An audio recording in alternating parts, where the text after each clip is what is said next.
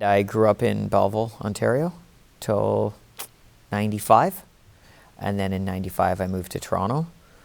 And basically been here ever since. I moved back for about a year, I think around 97, 98, kind of regrouped myself. And then I came back in 99.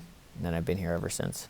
I was into hip hop from about 85. I got into buying vinyl really young. There was a local Sam the Record Man that I used to go buy, like LL Cool J albums, Big Daddy Kane, Public Enemy, Dougie Fresh, Boogie Down Productions, stuff like that. So I was a pretty heavy hip hop head from a young age. In the early 90s, I had a couple friends in Belleville who were bringing back cassette tapes of DJ mixes. So my friend had some, I think maybe it was, could have been PTS or someone, but it was some early house mixtapes, Nick Holder maybe. And I heard those and I was like, oh my God, like what is this stuff? And that's kind of what got me into it. Around that time, my father had an audio store and he had traded some equipment with a guy for a set of turntables. There was a set of silver 1200s. And I was seeing those in the hip hop videos, guys cutting and scratching and stuff, so I asked him if I could have them. And he said yes. And he put together, had a little realistic mixer, a Newmark or something like that. And so I started messing around with the records that I had, which were hip hop, even there were some classic rock records that I took from my dad's collection. So I started messing around with those. And then one day I came home from high school, went to the store to mix, and the turntables were missing. My dad actually had gotten a good offer on them and didn't really think I would miss them. So he sold them. And I was pretty depressed, and he ended up giving me his card. I said, go up to the store, Star Sound, talk to the guys there. I've already called them. You get a set of turntables. So I went up and I bought a brand new set.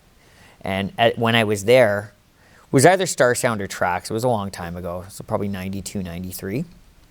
Tyrone was working there, and he ended up hooking me up with a bunch of house records. I ended up spending way more money than my father was allowing at the time, and I bought all this house because I had been hearing these cassette tapes and stuff like that. So that's kind of what got me into it, I would say. And my first records I bought at Trax and Star Sound and played a record. I ended up going down the street because I had heard about Played a Record. So I went down the street and I grabbed some records there too. And then the rest kind of just history. Early 2000s, I worked at Trax. So after hanging out there for so many years, George and Ahmed finally hired me, and I was working there 2 or 3 days a week. Probably some of the best memories of my life were being at the store every Thursday when the shipment would come in. And then, we always used to hang out outside the shop at Yonge and College on the center median there, especially in the summertime. We would all kind of sit out there eating pizza with our fresh records and talking about music and clubs and records and what we had just bought. As Nathan Barado and Peter and Tyrone and Scratch and Tim Patrick and all these guys, and every week we would be there. So it was a pretty big part of my life, pretty big part of my upbringing, I would say. I went to a few record stores last time I was in Berlin. I ended up going to OYE, buying a bunch of records. There was tons of people in the store, lots of people outside talking about vinyl. So I think that the abandonment of vinyl was more a North American thing. I find that we're very quick to adopt technology and to kind of turn our backs on things that we consider to be obsolete, which I guess, goes hand in hand with progression. But, you lose that social aspect of sitting in your house ordering music online. You don't have anybody to talk to. You don't have anyone to share the experience of digging through a crate and finding that record that you'd been looking for or discovering something totally new. So I definitely think that is something that it's something I miss terribly, especially in Toronto and in North America on a whole. I still go to Played a Record. Once in a while to see Djing. I order records from there still.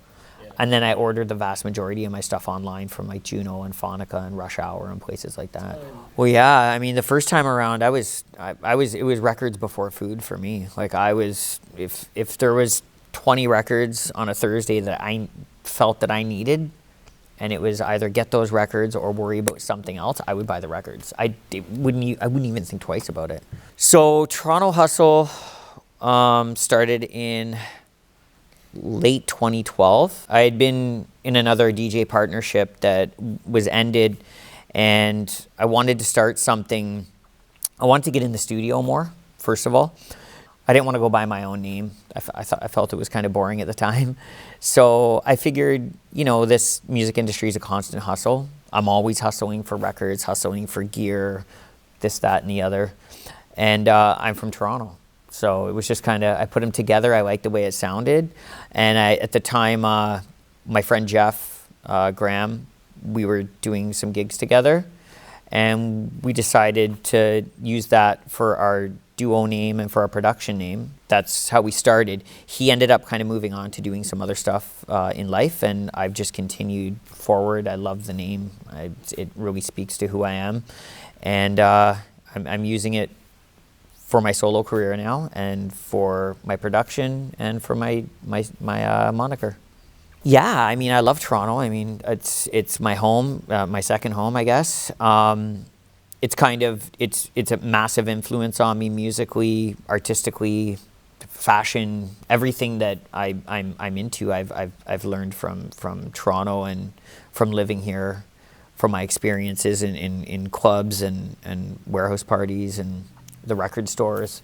And I think that Toronto has put a lot into nurturing talent, and there's amazing artists that have come out of the city, iconic artists that are touring all over the world now, well, pre-COVID, you know, guys like Art Department and Kenny and people like that.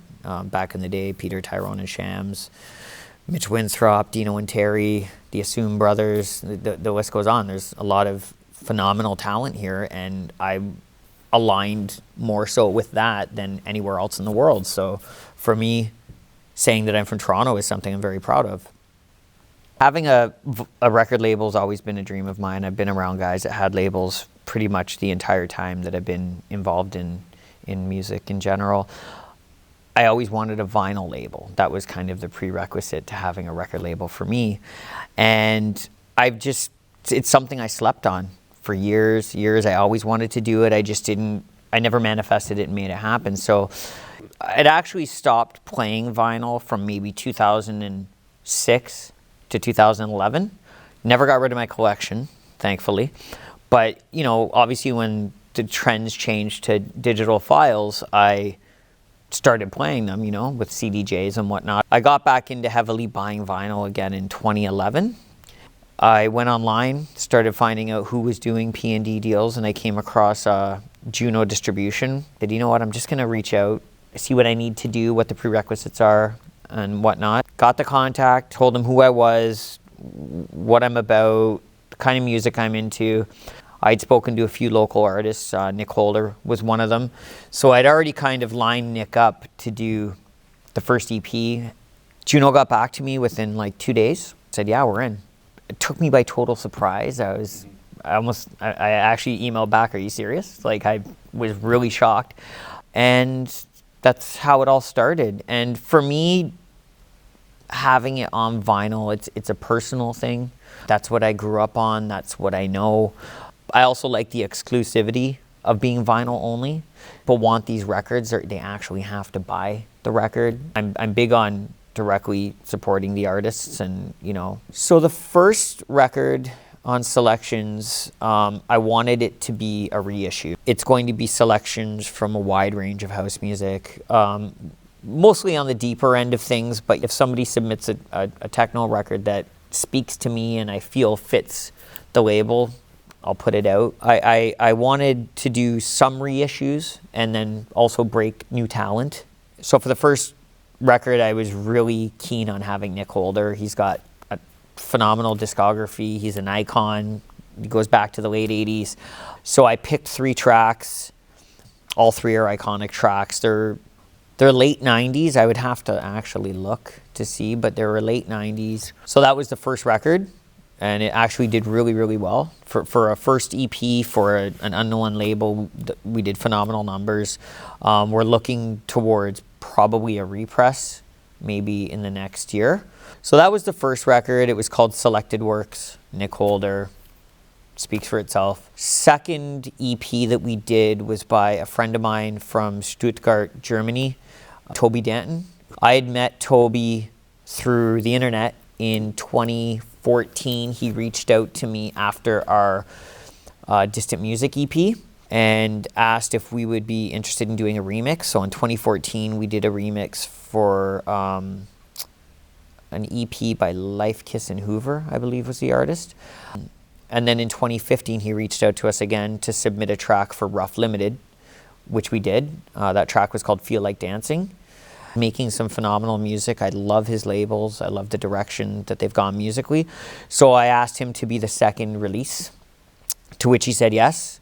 So we did the Stuttgart to Parkdale EP, and we got Kevin over to do a remix of one of the tracks.